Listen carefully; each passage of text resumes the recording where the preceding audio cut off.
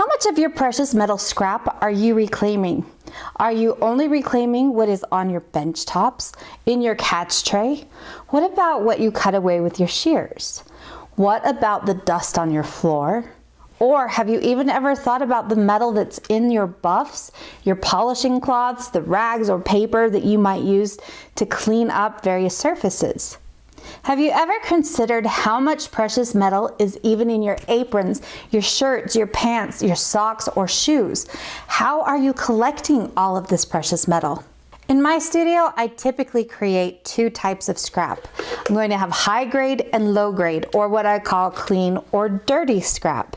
In my own studio, I've been collecting scrap for years, but I've never actually sent it in for refining. Every now and then, you're going to see images or videos of me melting and pouring an ingot that I will then roll out and turn back into sheet or wire.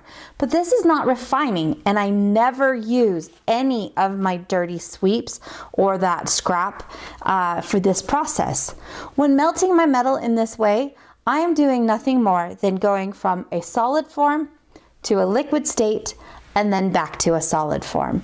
I might be able to remove some of the impurities or contaminants just by taking like a graphite rod through this, but this is still not refining. Refining takes the solid to a liquid through a chemical process, and during this process, the refiners are able to pull out and separate fine gold, silver, platinum, palladium, and then each of those are taken down to their purest forms. For instance, let's look at 14 karat yellow gold. It is 58.33% gold, and the remaining 41.7% is made up of silver, copper, zinc, and other base metals. Colored gold is made up with various alloys. For example, red or rose gold would have a higher percentage of copper, while a higher content of silver will make for a more green gold. You can think of this refining process in terms of chicken noodle soup. Altogether, it creates a soup, or 14 karat gold sheet. But when you refine, you pull all of the ingredients of the soup out and you are left with each of the ingredients. So in terms of soup, you would have the various ingredients like carrots, onions, chicken, and the such. Whenever the topic has come up on any of my jewelry forums, whether it's on Facebook or whatever else, I will look at the names that pop up as people recommend them, and I usually will see United Precious Metal Refining.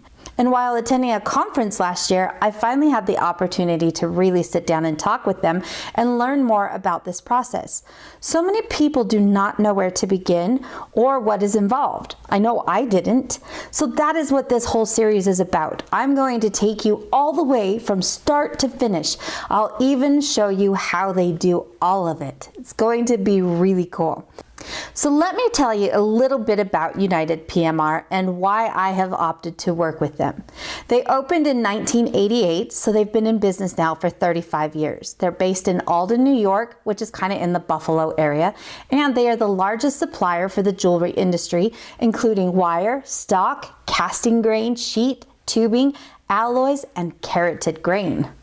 One of the things that really impressed me about United PMR is the care that they give not only to the environment, but they also very much care about where the gold and silver or materials that are being refined are coming from. United PMR is a company that is committed to conflict-free materials.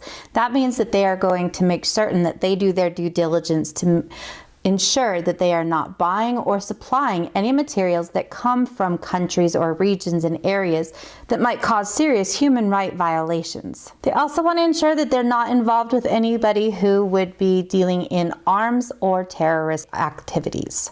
When it comes to their care for the environment, during this refining process, there are a lot of chemicals being used. They have a waste treatment facility within the plant itself, so that the only thing being flushed at the end of the day is salt water. They also take very good care to keep their employees safe, and there's a lot of fume scrubbers in the facility, so that again, the only thing that is ever put out of this is fresh air. In this video, I want to walk you through setting up an account. So let's hop onto the computer and we'll take care of that right now. From their homepage, I'm going to select Tools and Info, followed by Sign Up for an Account. Then, of course, they're going to need some information. I've got my business name, my name, the telephone number, and the email address. I'm also going to be putting in my shipping address. Next, it wants to know what kind of items we're interested in. I'm interested in both refining services and jewelry making products.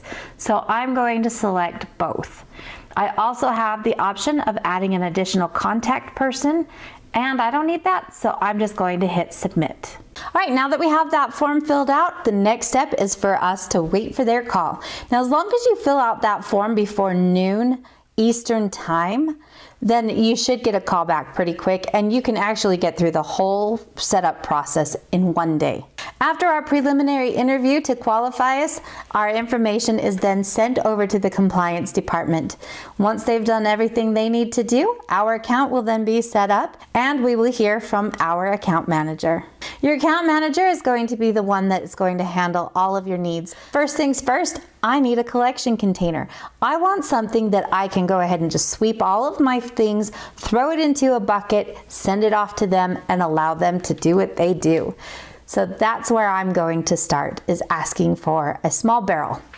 At the same time, I might actually even place an order for wire or stock. Stock orders are not placed on the website. You will work with your account manager for all of those needs. Your account manager will walk you through everything, including all of the pricing options. You can contact the refining department at any time and they will send out a collection container for you. In my case, I have asked for a fiber drum, and this is on its way now. Join me in my next video when I get this collection container and we'll talk about how to sort your scrap.